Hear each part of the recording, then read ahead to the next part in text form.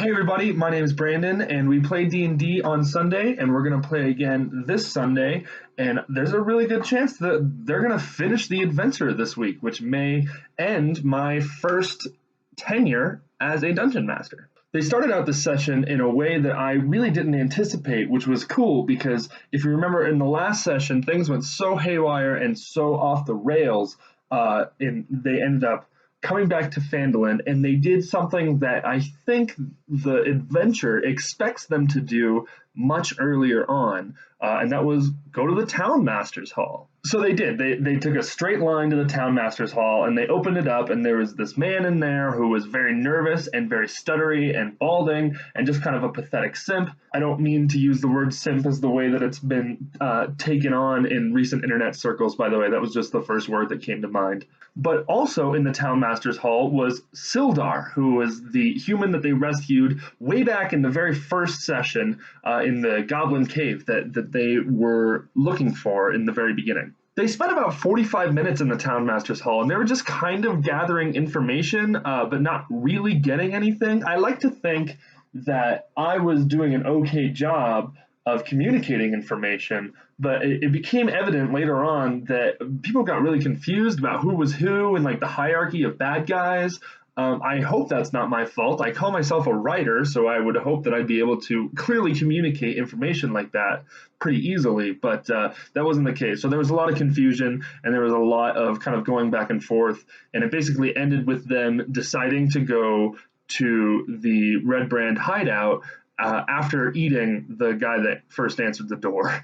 I should say just Scoob, the Dragonborn, ate him. The half-orc and the dwarf and the tiefling didn't all get down and have themselves a nice plate of Town Master. But before they go to the hideout, they want to go back to the farm where the halfling woman is, where Brunsor, the dwarf, changed her life because he tried to get her to have sex with him, and instead just inspired her to be her best self. Because they heard that her kid was known for playing around town and finding secret passages and might know a secret way into the hideout. Which of course they did, he did, and they found out some information. It was actually kind of cute. They tried to like split it up so that they were just instantly playing with this kid, but in my head it was a really hilarious example of the absurdity of Dungeons and Dragons, because you've got this 6'2" half-orc and a 7'1" dragonborn just rolling around in the grass with this little halfling kid while innocuously trying to gather information. So they get the information that they're looking for, they get to the Red Brand hideout, they level up because they fought some bad guys, and they get into the secret entrance in the bottom of the hideout where there is a Nothic hiding. And I got to have a lot of fun playing this Nothic. You know, I got really into the role playing. I was kind of walking around the walls and whispering in their ears, and Nothics have the weird insight ability where they get to know a secret about the character. So I got to kind of put a lot of the character shit on blast and see how that drama played out. That was a lot of fun. And basically that encounter went in such a way where they were able to strike a deal with the Nothic where if they delivered the body of the wizard they were looking for, he would let them live. But if they only had 10 minutes, otherwise he was going to eat them. And the rest of it kind of went way out of stock with how the adventure describes this entire dungeon should be run. But I thought it was a lot of fun. They ended up exploring most of the dungeon because they were chasing after the wizard who managed to get away, and just stumbling on to encounter after encounter after encounter and exploring each room, but knowing that the clock was ticking with the Nothic.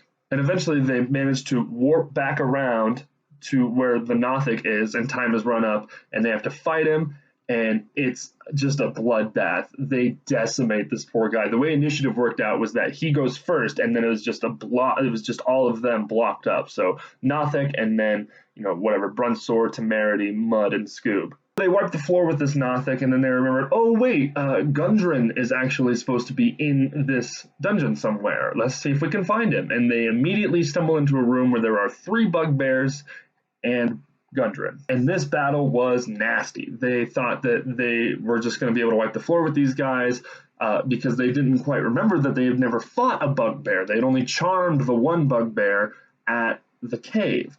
And this battle took quite a while.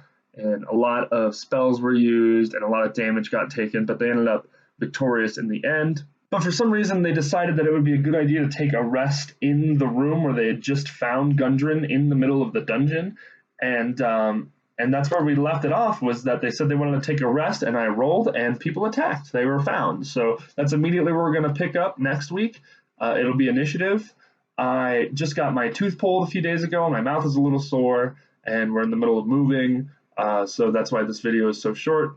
But I'm really excited, and I'll let you guys know what happens next week. Perhaps the videos will no longer be first time DM, and they'll be first time player. Anyways, take care. Bye-bye.